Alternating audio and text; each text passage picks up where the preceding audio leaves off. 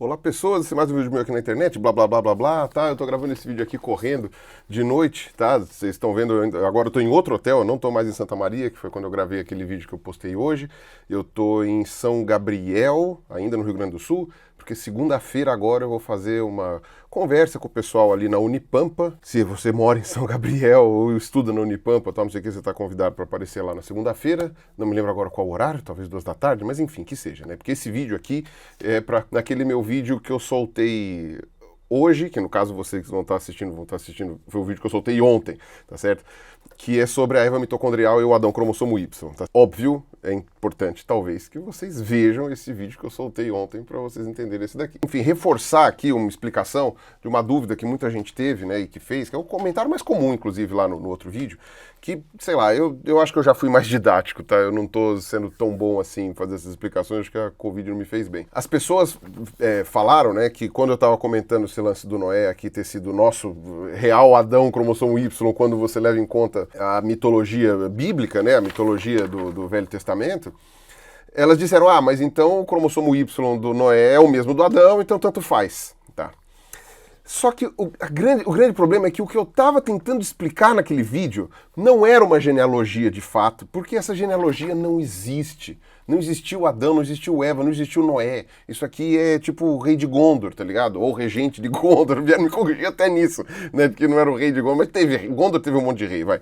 Enfim, no caso, é Senhor dos Anéis, tá? Pra quem não tá ligado, né? Gondor é um dos reinos lá do Senhor dos Anéis. Bom, o ponto, né, é que o que eu queria demonstrar era qual é a definição que os cientistas usam para Eva mitocondrial e Adão cromossomo Y. Eles precisam ser o ancestral comum mais recente de todos os humanos vivos hoje. Não pode ser um ancestral comum que inclui uma série de linhagens que já morreram e que não deixaram descendentes. E por isso mesmo eu achei que o exemplo do Noé era ótimo, né? Porque um monte de gente, né, supostamente toda a humanidade teria morrido no dilúvio bíblico. E se você tira essa parte do mais recente, você não está mais falando das definições que esses artigos dão para Eva mitocondrial e Adão cromossomo Y. Então, se você quer usar a ciência para corroborar a fé bíblica, etc e tal, você tem que usar a definição que a ciência está usando. Você não pode criar uma definição que não está nos artigos. O que está nos artigos, e o que está em toda essa parte de estudo de ancestralidade, é que o que a gente pode chamar de Eva, entre aspas, e Adão, entre aspas, seriam os ancestrais em comum mais recentes. Então, se você for seguir, de fato, o que a ciência diz, nas definições que a ciência diz, pegando a mitologia bíblica, o Adão cromossomo Y teria que ser obrigatoriamente o Noé. Não importa o quanto que, sabe, que se for mais para trás chega no Adão. Então tudo bem, se você voltar para a realidade, né, se você for mais para trás da nossa espécie, você chega no ancestral em comum entre humano e chimpanzé, depois no ancestral em comum com gorila também, e blá blá blá, e vai indo para trás. Entendeu? E aí isso não é o explicativo. O explicativo é o ancestral comum mais recente. Só ele pode ser o Adão cromossomo Y ou a Eva mitocondrial. Nenhum outro ancestral em comum pode ser o Adão ou a Eva, do que quer que seja, quando a gente está usando.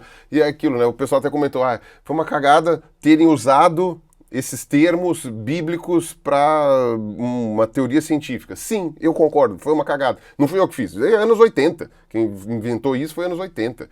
Mesma coisa, deram o exemplo do bóson de Higgs lá, a partícula de Deus. É só para deixar, né, o pessoal mais confuso ainda, né, o público leigo mais confuso. Mas então, para esclarecer, já que aí essa é uma parte, né, mesmo sendo apenas um exemplo fictício, é uma parte importante para a compreensão do conceito de Eva mitocondrial, Adão cromossomo Y e tal, não sei o quê, vale eu ressaltar que o que nós observamos hoje é que, tanto com relação à mitocôndria quanto ao cromossomo Y, você tem padrões de mutações que são diferentes em cada uma das populações. Então, o meu cromossomo Y, por exemplo, ele é europeu, ele é da Península Ibérica, segundo os meus testes genéticos. O meu cromossomo Y, ele é diferente do cromossomo Y que existe na maioria dos homens africanos, ou asiáticos, ou nativos americanos, ou australianos e etc. Você tem essas variações regionais. Elas são fruto de mutações que foram acontecendo ao longo do tempo. E quando você faz uma comparação entre essas diferentes variedades e faz ali um cladograma molecular, né? Se você não sabe o que é um cladograma, eu explico isso em detalhe no meu vídeo de cladística, tá? Se você faz esse processo, você chega num ancestral em comum de todos os cromossomos Y, né? Que seria o mais recente, no caso, né? O mais recente, porque senão você pode comparar, por exemplo, isso com o de um chimpanzé. E você pode comparar com o de um gorila. Você pode comparar com, sei lá, de um canguru.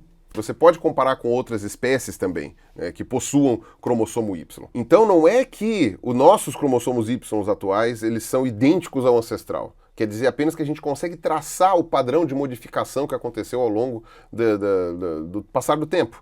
E no caso desse exemplo que eu dei aqui, né, pouco importa, né? Bom, para começar porque é fictício, né? Mas pouco importa se o Noé tinha o cromossomo Y idêntico ao do Adão, até porque ele não tinha, porque Noé não existiu, mas se fosse idêntico ou não, não importa. O que importa é pela definição de Adão, o cromossomo Y tem que ser o ancestral comum mais recente. Tem que ser. E no caso da Eva mitocondrial, a mesma coisa. Colocaria, então, no caso, o ancestral em comum mais recente entre as 3 noras do Noé. E isso que eu nem falei do artigo dos Romanov lá, que o cara lá falou, o João lá falou, que eu acabei lendo hoje à tarde, inclusive, ele entendeu tudo errado, cara, meu Deus do céu. Ou ele entendeu tudo errado, ou ele não leu, ou ele entendeu certo e ele tá fingindo que não entendeu para não dar o braço a torcer, né? Tá agindo de má fé. Não sei, não vejo qualquer... Assim, sério, lendo o artigo você não vê algo que possa fugir dessas 3 possibilidades, tá? E aí, então, depois eu faço até um vídeo, se for pra comentar o lance dos Romanov lá. Ah, meu Deus do céu. E o artigo é de 97, o cara parou no tempo, velho. Olha aí eu falando, ai meu Deus do céu. Pois é. Lembrando, tá, gente, quando eu tô falando isso, de novo, é sempre bom repetir.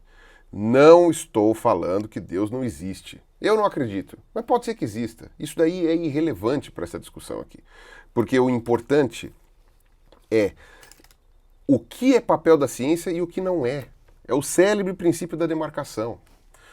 Quando você coloca algo sobrenatural na jogada, quando você coloca algo transcendental na jogada, este algo ele passa a não ser mais detectável por ferramentas normais.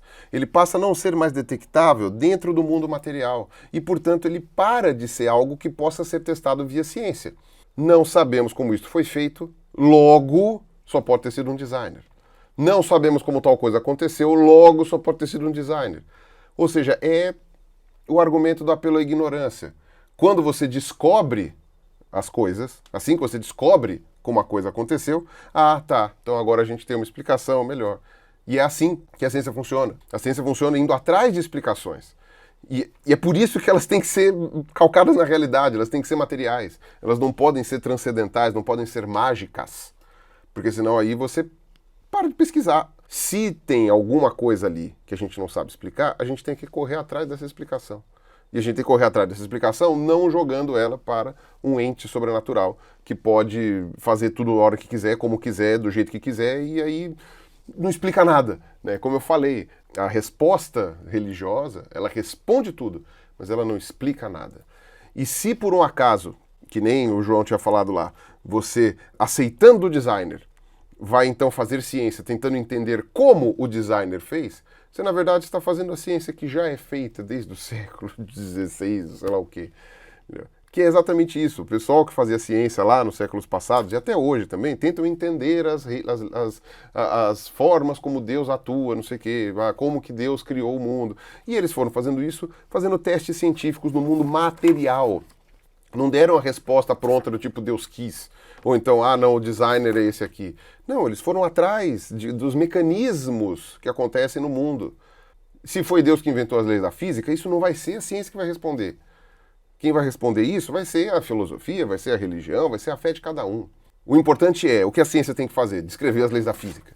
Entender como elas funcionam. Descrever a química, descrever a biologia.